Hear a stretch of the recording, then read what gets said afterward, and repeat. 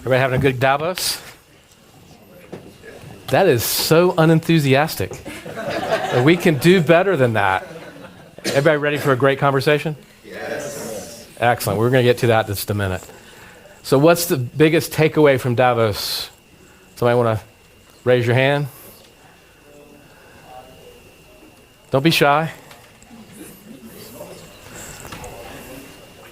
We got to get people energetic and talking. I'll tell you what, I'll ask these guys. How about that? So what's been your biggest takeaway so far? Do you guys know the panelists? Why don't we take a second, you guys introduce yourself, and then we'll ask them their biggest takeaway. You want to introduce? I start. Does it work? It's working. Okay. My name is Margarita Louis-Dreyfus. I'm the chairperson of the company, Louis-Dreyfus Company, and founder of Louis-Dreyfus Foundation and of Human Change Foundation. Okay. Keep going. I got to go get my paper. Yeah. Ladies and gentlemen, my name is Schorr. My wife and I, we are running a family office that we founded ourselves. We invest worldwide in various fields: agriculture, mining, industry, and real estate and private equity. Currently, we focus 99% of our energy into real estate and private equity, primarily in Germany, because Germany is currently the best country to invest in real estate because the banks don't finance and we finance, and we have a lot of availability of capital from all over the world to do this, and our company is the only European company which has 2 full Sharia compliant funds at the ADGM in Abu Dhabi to capture this unique opportunity. John? My name is John Koudounis. I'm President and CEO of Calamos Investments. We're approximately a $50 billion mutual fund board. We have mutual funds, we have ETFs, we're in private equity, we're in private credit. We just launched a hedge fund, so we do a little bit of real estate as well. So we're pretty diversified going into this new era of investment. So they're qualified, certainly, for the conversation tonight, most certainly. I was fascinated about what you're doing because you've got some really interesting initiatives going on. Can you tell us a little bit about it? I know you had wanted some time to talk about that. Yeah. I mean, yes, I prepared something, just not to forget anything. But first, usually, I say that, yeah, I know, in Davos, we got used to speak about business, but some other things, but mainly about business. And I'm going to speak not about business. Our company, of course, is very interested in being here, and we use it very much for different business reasons. But here I would like to speak about another initiative which has started a few years ago, and the name is Human Change Foundation. So maybe I will just, in this case, just... Tell us a little bit about it. Yeah, okay. At first I prepared my speech, excuse me for the mistakes. English is not my first language and not the second language. I prepared it without using ChatGPT, just to be authentic. We're not the grammar police. We don't really like that. It's good. And my main hope that people will hear me, I speak to parents, because I'm going to speak about children. Today I want to speak to you as a mother of 5 children, because I'm very concerned about the future awaiting our kids. I'm here because our house is on fire. Some people worry about climate change, but I'm worrying more about human change. How digital childhoods are changing our children and creating a new dysfunctional culture, degrading social and intellectual skills across society. A culture of young people who are hyper-connected yet terribly lonely, who prioritize easy solutions, personal well-being, and ego-driven goals. For the first time in our civilization, we face a generation where so many young people are losing their psychological ability to create and commit to any long-term relationships, including building a family with children. The world isn't just facing two major challenges, a demographic and cultural.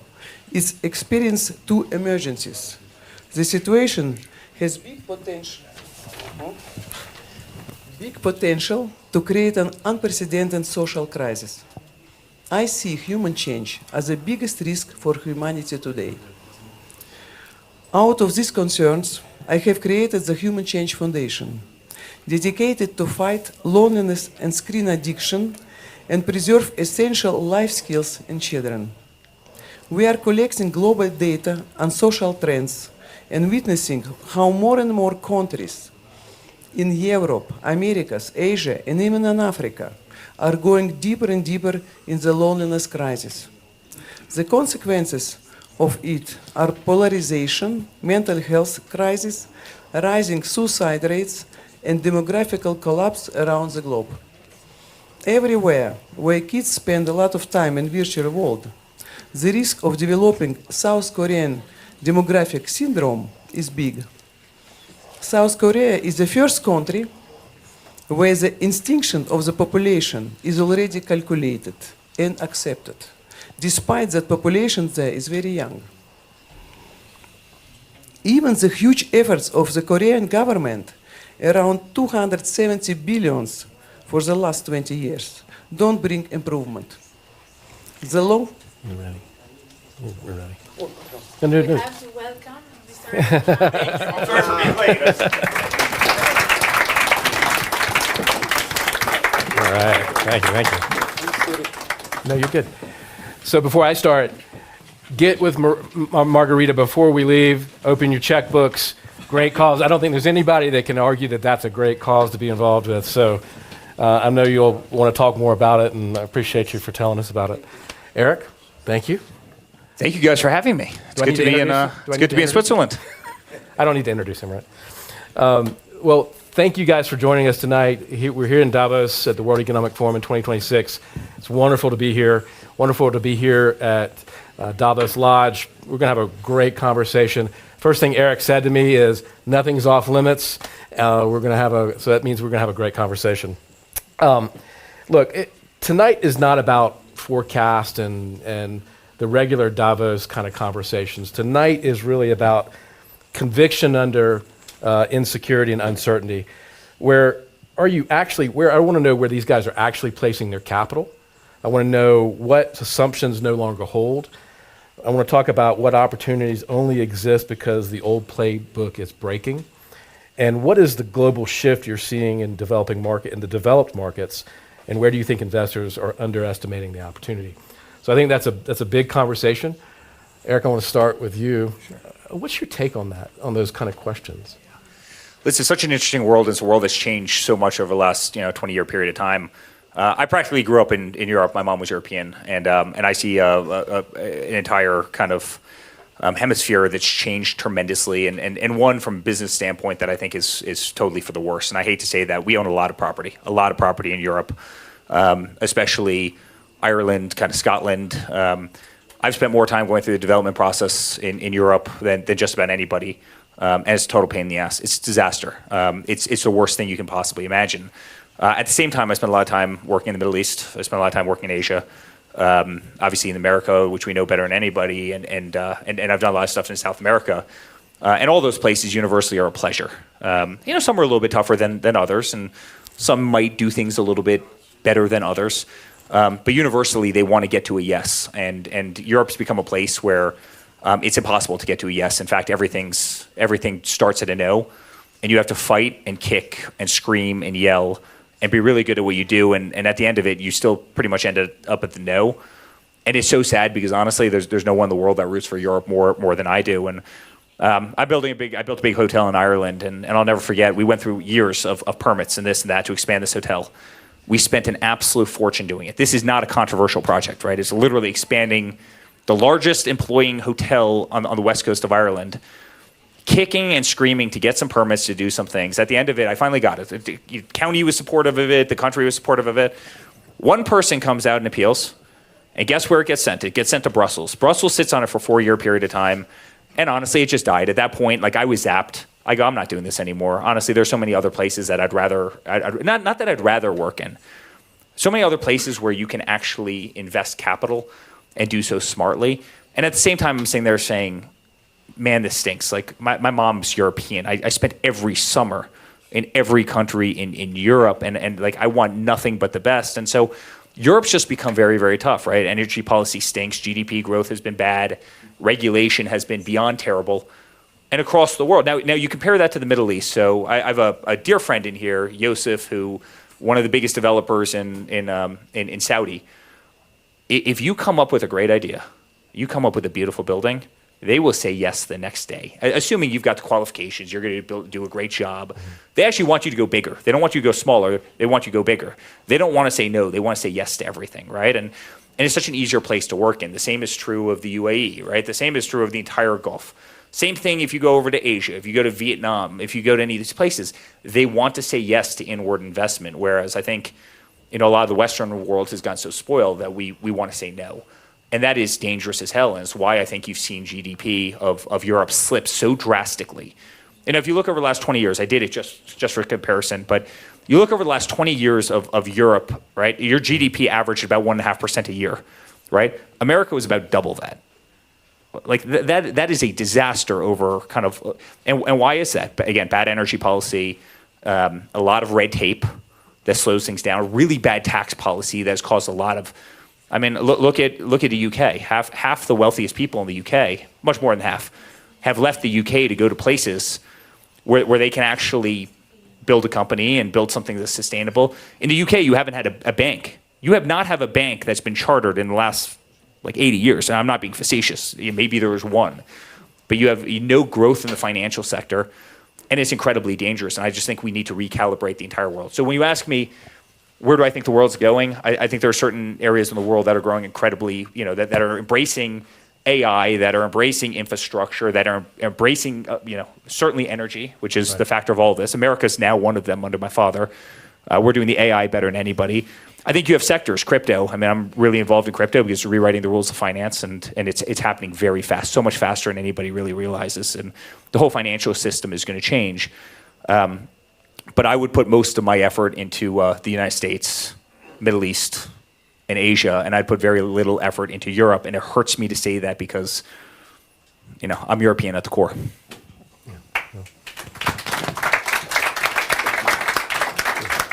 Yeah, one more question. How controversial is that? Am I going to get killed for everything I just... not that I care after... after my father's speech today, I'm not sure. I'm relatively safe. He gave me a little air cover, if that makes sense. Look, I mean, we had people on the stage today, and we talked about that very thing, that Europe really has failed in that way. And so I don't think that's controversial. I think that's fact. It's fact. It's right? fact. And so you can't argue. Look at the size of government in Europe versus the size of government in America, right? I mean, don't get me wrong, we have a really big government. In fact, my father just, over the last year, there's about 270,000 federal workers that he sent back to the kind of private sector, right? But I mean, America has a really big government, really, really big government. But if you compare that to the actual body count of kind of European government, especially when you start, amalgamating it all together, it's not even close. And so, that adds to a lot of red tape, and that adds to processes getting slowed down, and a lot of paperwork for no reason, and it's scary. It slowed down Europe a lot, and I actually think the further northwest you go in Europe, the worse it gets. The further kind of southeast in Europe you go, the better it gets. So I'm sitting next to a Greek right now who's a very good friend of mine. John's been a friend of mine for 20 years. So I think you're doing better on your end than if you go to the colder western areas. Well, we're doing some stuff in Greece, and I'm not going to say it's easy, but we're getting through a lot of the red tape and stuff. And it's a combination of having people that on the ground as well, and people that are top in class doing it. But nothing's easy. And we've tried different projects in the past This one is definitely working out, but it's in the core of, it's in the hospitality business in Greece, and which is what their bread and butter, and so they need it, and so it's something that we've been able to move along pretty nicely. How so? I mean, you said they need it, but how have you been able to facilitate that faster and make that work? What's the magic there? Well, the magic is that we were lucky to find a project from a private equity firm that spent 9 years getting permits. And so we bought it and they were almost done. And so we bought it subject to it being permitted. And through our connections and stuff, we were able to get it permitted, and then we bought the property in order to develop it. So we did not face the 10 years of permits. And so it's incredible that it still goes on when we're bringing a ton of money into the area that's needed. Can I give you a little? So we're building right now. Trump Organization's building one of the tallest buildings in Dubai right now. It's on Sheikh Zayed Road. Spectacular hotel, residential. We designed it. Best architects in the world, et cetera. We designed it. We put it in 45 days later. 45 days later, we had a full, complete permit set, and we're ready to get into the ground, right? So John's talking about a project that he had to acquire from somebody else who had spent 10 years going through entitlements. One of the biggest projects in one of the biggest cities in the world, that's one of the most, it'll be a beacon on that skyline. They pushed through the process, and they did a great job, by the way. I mean, they scrutinized every aspect of the building. They're incredibly professional at what they did. They scrutinized it and got to a yes in 45 days, right? That's the difference. And that's, like, we have to open our eyes up. And by the way, America does a little bit in certain areas too, right? I'm not being totally agnostic to, we're a lot better than that. Where, maybe our process takes a year or 18 months to go through the entire thing, soup to nuts, really professionally. In a lot of places, it's less than that. But think about 10 years to get entitlements for a project. That's what causes countries to fail. That's what causes economies to fail. And that's what discourages inward investment, which is kind of what everybody in this room is clearly seeking. Yeah. Renee, I want to go to you. This is right up your alley when we talk about real estate in Europe. Give us your 2 cents. Yes, thank you. I can emphasize what Eric is saying from a capital allocation point of view, but I want to add something. First of all, we see a certain, even a tiny move away from the US dollar to diversify. And the euro is clearly a currency which is a commodity where you can diversify in. But where do you want to invest in Europe? I think the most investable country in Europe, in my opinion, is Germany, given its stability in politics. And currently, you can get projects across Germany in the top 7 cities which have already permit.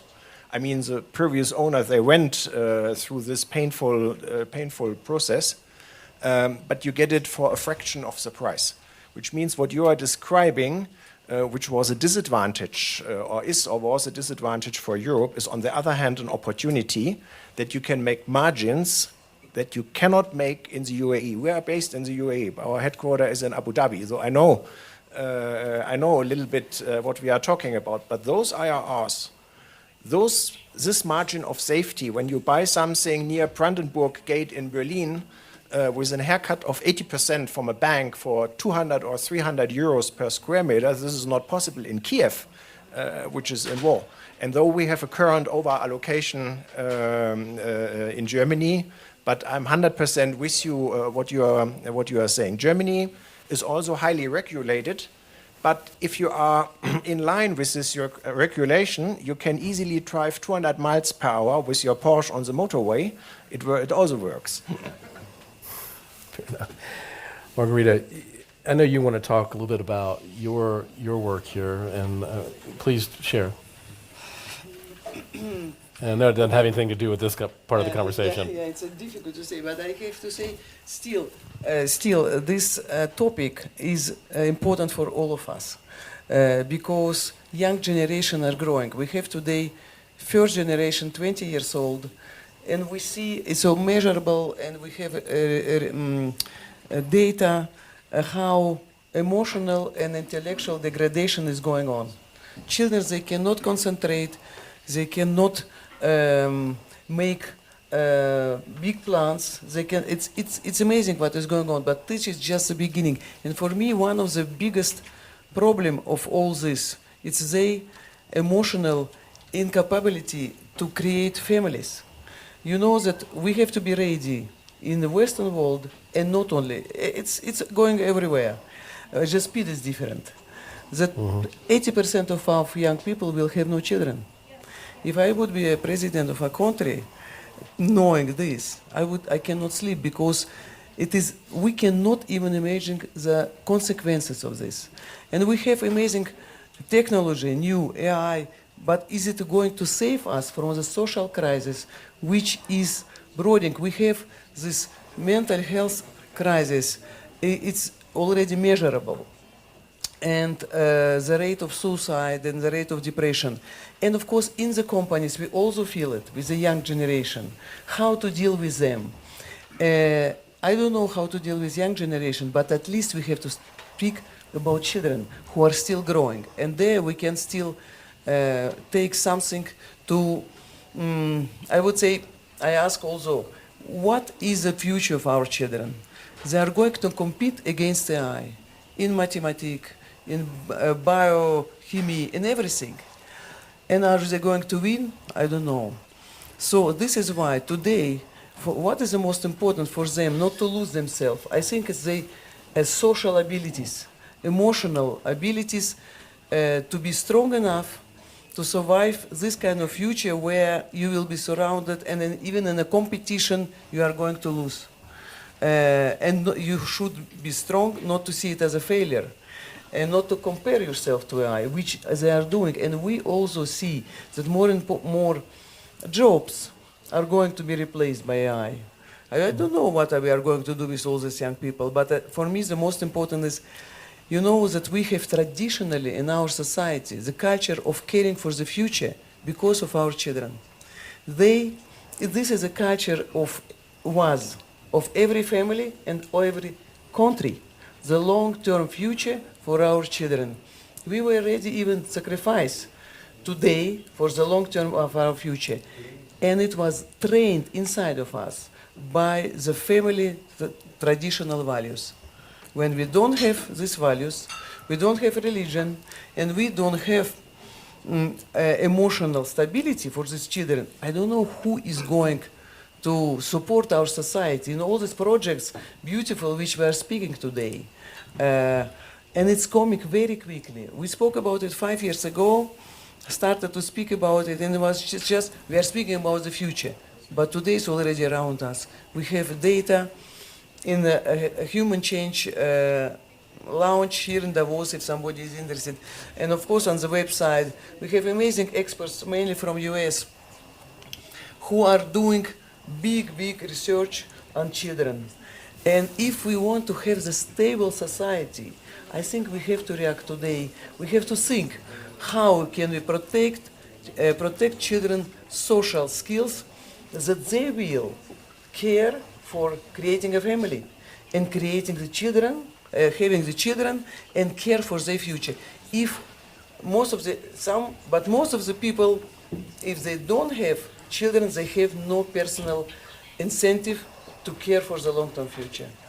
This is just a change of a culture. This is what it's about, and I don't want to speak more about it because there are more interesting topics are here around. John, I want to bring up a conversation you and I were having before we came on, and it was about the enormous wealth transfer that's getting ready to happen, right? From the baby boomers to younger generations. Let's talk about that a little bit. What are the opportunities for my kids and your daughters, and what's the opportunity for them in this wealth transfer? What is that going to look like? First of all, it's going to be different. Okay. The number's huge. In the next 5 years, the transfer of money, I think, from baby boomers to the millennials is going to be around $48 trillion. That's huge. Incredible. That's a fraction of all the money that's going to be transferred down to the And generations. that's global. But That's global, right? globally, yes. So they think differently than the baby boomers do. They're interested in different things. A lot of it, because it's inherited, they have different priorities. And a lot of it is, like you spoke about, they're programmed differently. So, and a lot of the money, we're seeing a lot of people being a lot more interested in retail family offices than the institutions. And there's a ton of money in that space. I mean, if you look at family office and just retail, mom and pop, the number is huge. The number is $150 trillion, and it's going to be up to about 200 in another 5 years, of about 435 trillion of all investable money. So it's almost half, and it's in the hands of mom and pop. And so when you look at what institutions have made really good money at, the retail now is starting to demand those kind of spreads, those kind of returns. And so the markets are changing. And so a lot of the retail, if you look at a typical portfolio of a sovereign wealth fund, they'll have 25 to 30% in privates, whether it be private credit, private equity, hedge fund type paper. If you look at the other class, mom and pop or retail or family office, that number is between 0 to 2%. But they're going to go to 25 and 30. So look, the money where it's being transferred, it's going to be huge. And they're looking at it in a different way. They want more liquidity, but they want those returns. And there's products now, and the markets are changing. And because of technology and everything else, we're able to perform and get that type of paper to the retail crowd. Yeah. Eric, what do you think is the opportunity there? Well, listen, if families are interesting, the transfer of wealth is interesting, and I think actually the transfer of wealth is shaping states right now. You see this a lot in the U.S. I don't want to just give that example. You also see it over here in Europe, certainly, where you have full migration of entire families to and from various places based on tax policy to otherwise kind of harbor the transfer of wealth in a more efficient fashion. You've had certain places that are clearly the winners in that race. You've had other places that are clearly the losers. I hate to say it, a place that I loved and was born and grew up, a place called New York City, was one of the massive losers, right? They had some of the highest tax rates in the U.S., and while it wouldn't apply to probably most of you in this room not being from the U.S., a lot of people said, listen, I'm going to get the hell out of there because I know if I domicile in a different state, typically a red state, all of a sudden my effective tax rate is going to go down 17% in terms of that transfer of wealth. You can be a really, really good money manager. John's one of the best anywhere in the world, but it's kind of hard to make up for, a one-time payment of 17% on an estate. Maybe you can get there over years, but your best financial kind of planning / investment criteria is actually just moving. And that's happening in Europe too. I mean, you've seen so much movement. Look at the movement out of France because of the tax rates. Look at the movement out of the UK because of tax rates. Look at how Monaco has flourished and a lot of other places have flourished, right? It doesn't take a genius to tell you why. And what's really interesting in the US, I don't mean to kind of go down to local examples. You have states like New York who are saying, okay, let's further increase taxes while people continue to kind of migrate out. Then in Florida, you have legislation going through right now, which is to eliminate all property taxes, right? There's no income tax in Florida already. Eliminate all property taxes because so many people have moved to a state that they're so flush with cash that they don't know what the hell to do with it because they've brought so much industry down there based on proper tax policy. And yet you still see these geniuses, and I say that facetiously, in these other places that are still going the opposite direction because they don't understand this kind of inverse correlation, right? So you're seeing that in Europe. You're seeing that clearly in America. You're seeing that in a lot of places in the world. Look at the move to the Middle East. Look what Abu Dhabi's done. I mean, I can guarantee you it's one of the reasons that a German company is in Abu Dhabi, aside from a kind of great capital and a great place to invest. But you're seeing this. You're seeing entire markets get redeveloped based on the very transfer of wealth that John was talking about, but so much of that's going to now be geographic, especially for multi-generational families that have been really, really fortunate. They started with something small, and over time they built it. And they built it using debt and debt and debt. And then when they got to a certain point and they got stable cash flows, they were able to pay off that debt. And they were able to take less risk. And now all of a sudden, what do they want to do? They want to protect that wealth that they've built. They want to protect those generational assets. And how do they do that? They frankly move location, and then they give it to great guys like John, who can put into the great asset classes, who can keep it stable and grow that. But I think you're seeing a lot of kind of the turbulence in the world come as a result of trying to run arbitrage based on tax policy around the world. Yeah, thank you. Capital always goes where it's treated best. That's just basic equation. You could drop the mic now. That's a that's a good point. Rainier, do you see that in Germany? Do you see the wealth? Is real estate an opportunity for that? For those Yes. younger generations? I mean, in our portfolio companies, we do fundraising worldwide, all over the day, and we always distinguish first generation, second generation, who knows already how much work it is to get something done, and third generation. Money is always coming out of the block, and they're more focused on ESG and things like that, and less on entrepreneurial returns. And we send always the right people. Not this third generation. Trump excluded. I'm not focused on ESG at all. Trump can't spell ESG. All right. But not all are like you. My daughter is second generation, and she wants to become a horse rider. And I said to her, "Yes, you can do this, but first you have to become an investor. Then you can afford to become a horse rider." That's just good parenting. Yeah, that's good. To your point. That's to your point. Let's talk a little bit about crypto and that space, and maybe this is a good port where we can talk about these younger generations. Are they looking at crypto and those kind of currencies and these kind of products as a way to invest? I mean, is that growing? Do we see that sort of taking a big? So in a million years, I never thought that I'd be the biggest advocate probably on planet Earth for cryptocurrency, and it's done well by us. I mean, you just look at Bitcoin, just in general, it's grown, on average 70% a year after year for the last, decade. It's probably the number one performing asset of any asset class anywhere in the world, right? It's really been incredible. But for the Trump family, that came out of being debanked.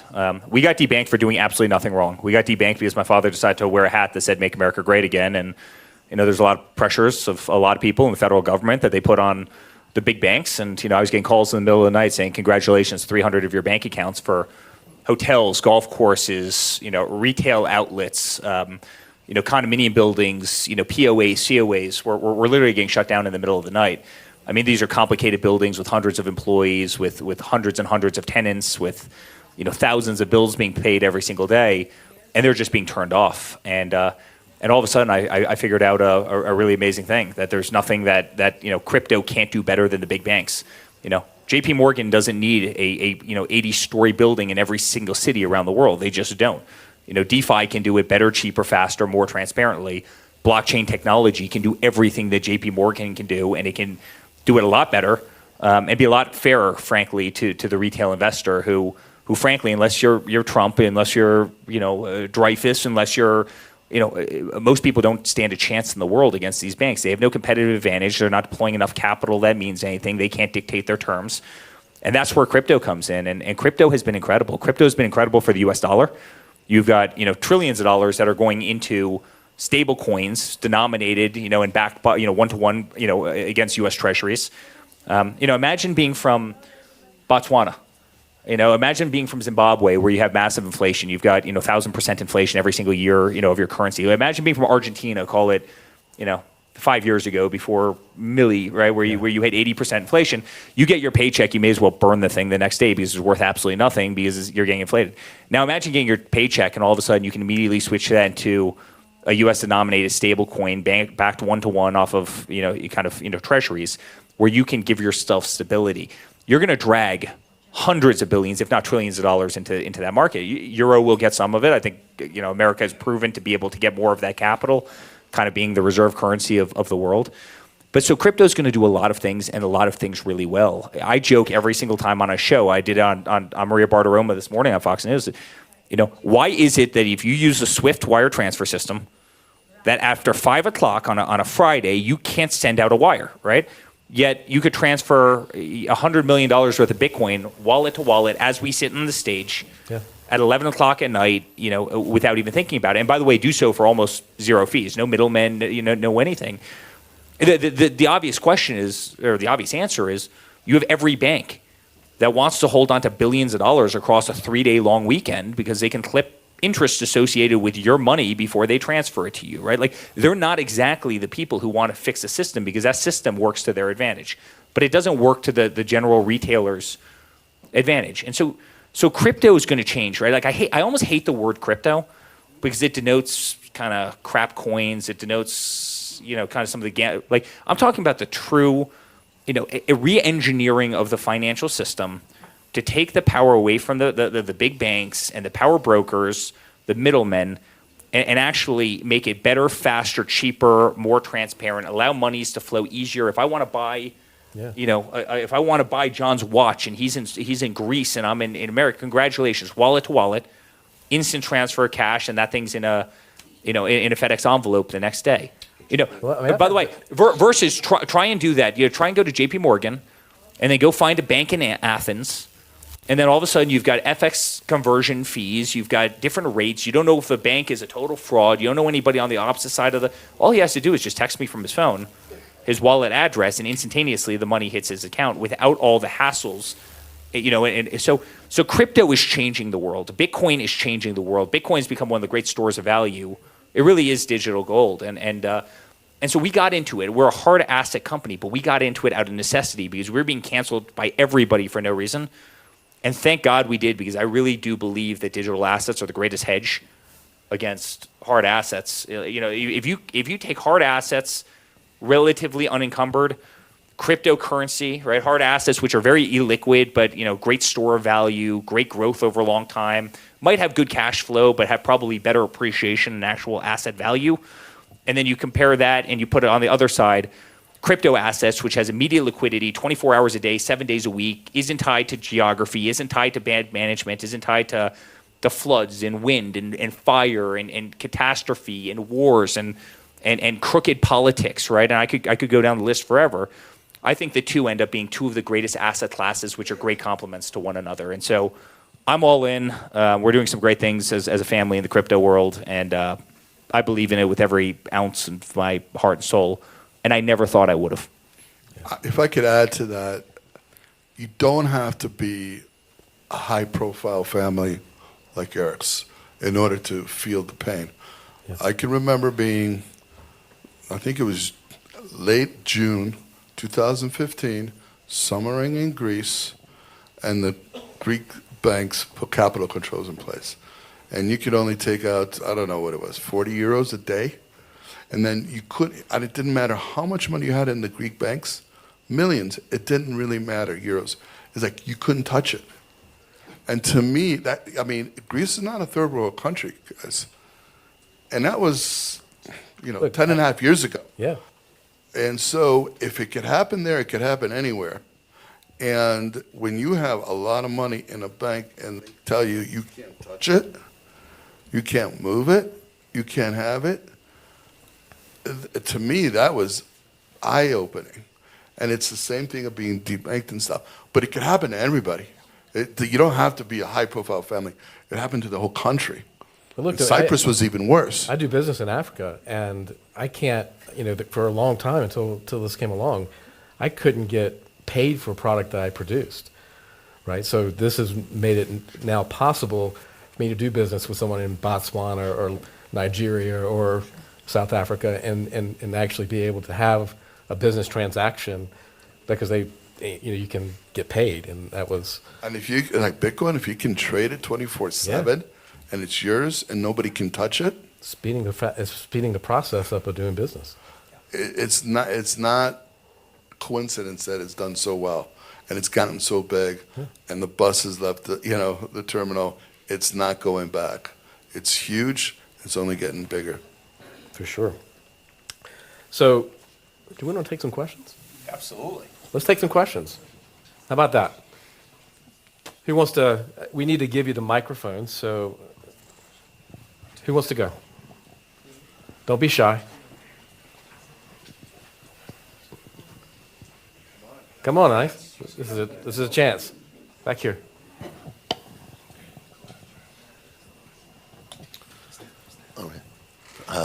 Pleasure to meet Joe Sitt, Thor Equities, fellow real estate developer.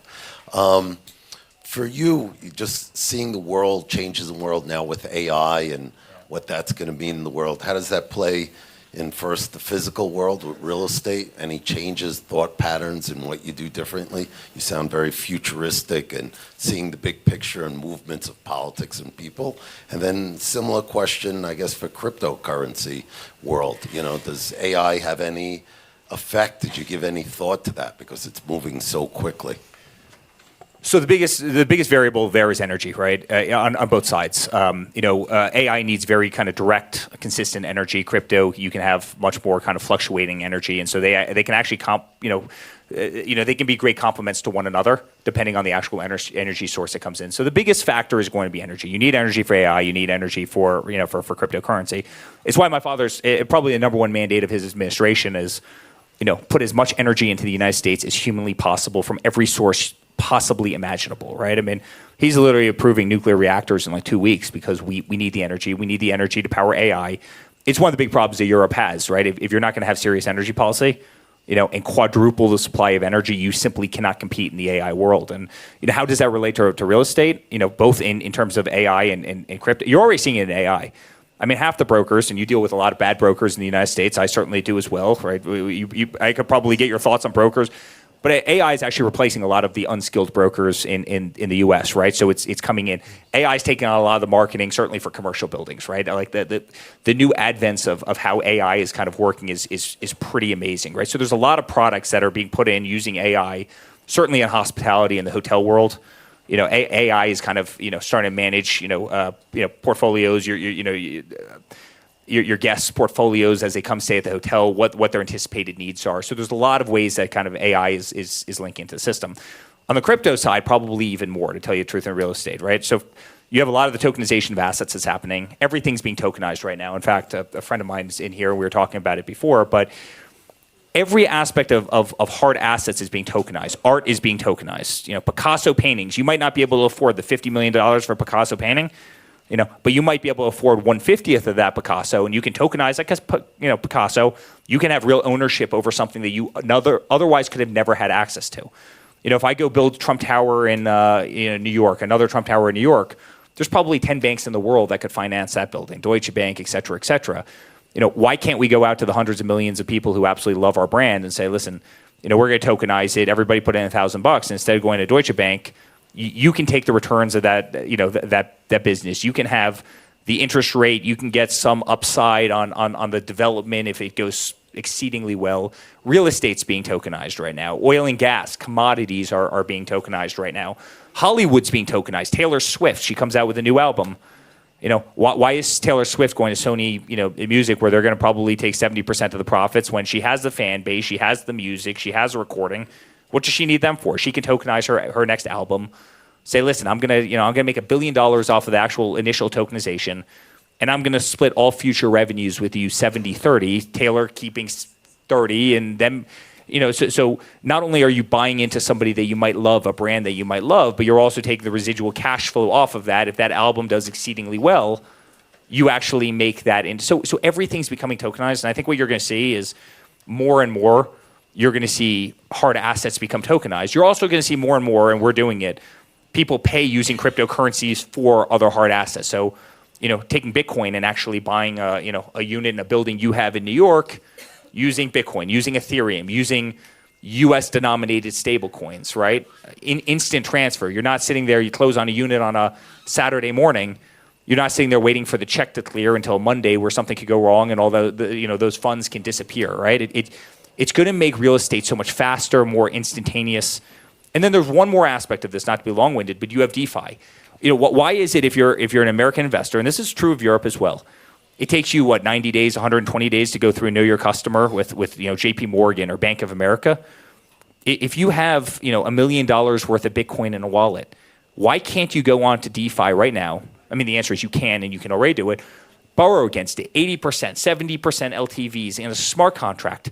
You drive by, a beautiful house that you want to buy with your husband, with your wife, and congratulations, you can own that house 2 seconds later, right? Because you can have instantaneous access to that capital as opposed to going through these long convoluted paper forms so crypto is going to change real estate, in terms of the tokenization, in terms of the way capital moves, and in terms of the way things are purchased. AI is clearly going to change the way customers are served, guests are served, and everything. Travel is booked. You're already seeing that on so many of the OTRs. But what does it all take to do all of that? It takes a hell of a lot of energy, and people better up their energy. Otherwise, they're simply not going to be able to play in this game. And one more curveball question. I think of the saying, James Carville gave it to Clinton for re-election, it's the economy, stupid. And I've always lived by the opposite. It's the politics, stupid. And, it makes so exciting for the Gulf, as you just said, so exciting now for America. Obviously, we've got a great leader there. Is there any places in the world now, with your crystal ball, you've been ahead with the Gulf. You guys have always been ahead of most of the rest of us. Any place else that excites you? Would you look at Venezuela? Would you look at Ukraine if Zelensky wakes up and realizes what's going to happen to him if he keeps listening to the neocons? Forgive my politics there. Is there other places? I'm going to stay away from Venezuela for at least another 3 weeks. I will probably stay away from Ukraine for a while, and Greenland is probably off limits for Trump for a little while. But no, listen. Here's what I'll say, and I work in all these places. Don't bet against the Middle East. And I know every one of the countries, and I spend a lot of time there. Do not bet against the Middle East because they are hell bent on looking forward. They're doing all the right things. They're pulling trillions of dollars out of the ground. They're investing in their society. They're investing in their infrastructure. They're investing in great businesses. They've become very smart about doing it. They're deploying capital in really smart ways. And they've got a lot of good values, to tell you the truth. They never embrace DEI. They never embrace the nonsense. They never, confuse their. They've done a lot of things and they've done really well. I mean, I started going to Dubai 20 years ago, before Dubai was anything. I mean, there's a couple buildings there, and now you look at Dubai. To build what they've built in a 20-year, you've got to give them a lot of credit, right? And listen, I grew up in London, and you go back to London, and I haven't seen any changes in 20 years, right? You have one society that looks backward and talks about the history, and you have one society that looks forward and talks about where we're going. And so don't bet against the Middle East. They're doing a lot of things. They've got a lot of capital. They're doing a lot of things really well, and they're smart as hell. And by the way, they've got a lot of leaders who have done a great job with incredible vision, who have thought outside the box.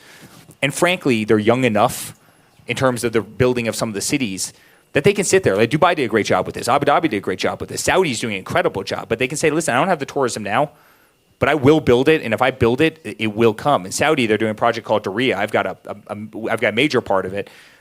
But I mean, this is the biggest construction project you've ever seen. It's $58 billion, right? And it's incredible what they're doing. Every big brand, the greatest parks, the greatest museums, the greatest shopping you've ever seen. They effectively took the best parts of every city, and they're doing it, but they're doing it on steroids. And they know that project couldn't sustain itself right now in terms of inward capital, right? But in 5 years, in 7 years, they're actually investing in their countries. When they build an airport, they sit there and say, hey, we have 20 million travelers coming into Dubai. They did this 20 years ago. But we anticipate that we're going to have 150 million travelers in 15 years. So they build an airport for 150 million travelers, even though they only have 20. In the States and Europe, we'd say, listen, we have 20 million passengers. We're going to build an airport for 20 million, right? They're sitting there thinking out ahead, and they've done very well. And then, by the way, when they get to 70 million passengers, 80 million passengers, they build a second airport that can, fly another 100 million passengers because, so they build the infrastructure needed to get to where they ultimately want. So I would say the Middle East they're doing a lot of things very, very smartly. Obviously, Asia as well. You see some of the trends in like Vietnam, the growth trends. They're doing incredible things. And look at America, the 5.4% GDP for the largest economy in the world. I mean, we're a $33 trillion economy, and we've got 5.4% GDP, numbers that people could never even imagine, and we're only going to get better. And so I would be betting on the smart countries in the Middle East. I would be betting on the United States of America and certainly certain countries in Asia that have just done really great jobs. So we have to cut it off. We have to get to dinner because people are hungry. And so I do want to say my takeaway from this conversation is something you said about saying no and saying yes. Right? And I think it's betting on the countries that are saying yes and making it easy for business to operate and navigate. And I think that's going to be, that's the key takeaway for me. And what you said about the Middle East, they have a plan. And they are aggressive, they're smart. And I think in order to be successful, that's the attitude countries really should adopt. If I could add to that, Wall Street 10 years ago Yeah. would go to the Middle East looking for money, and all the sovereigns would invest. Right now, and I was there a month ago, and I agree with Eric, all the Wall Street is going there and investing in the Middle East. Right. It's changed, a complete change, and it's incredible what's happening there. Thank you, guys, and thank you. Thank you all. All right. So, thank you. Thank you. Appreciate that.